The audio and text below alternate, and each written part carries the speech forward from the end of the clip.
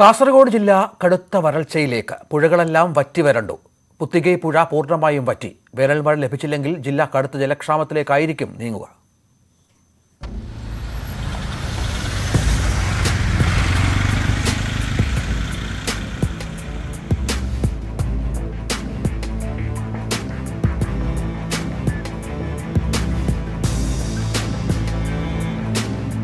ഈ കാണുന്നത് മൺപാതയോ മൈതാനമോ അല്ല, ഒരു പുഴയാണ്.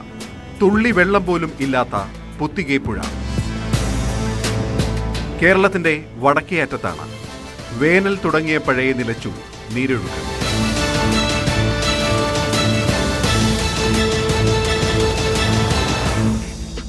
തീരമെല്ലാം കൃഷിയിടങ്ങളാണ്. ജനങ്ങളുടെ ജീവനാശ്രയവും കൃഷി തന്നെ.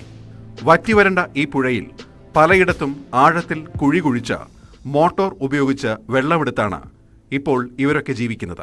കൃഷിക്ക് കുടിവെള്ളത്തിനെല്ലാം ഭയങ്കര ബുദ്ധിമുട്ടുള്ള. ഇവിടെ ജലനിധി പദ്ധതി കഴിഞ്ഞ 2016 1946 ജലനിധി പദ്ധതി ഉണ്ട്. അത് കൂടുതലും പുഴേൻ്റെ ഇതാണ് ഉള്ളത്.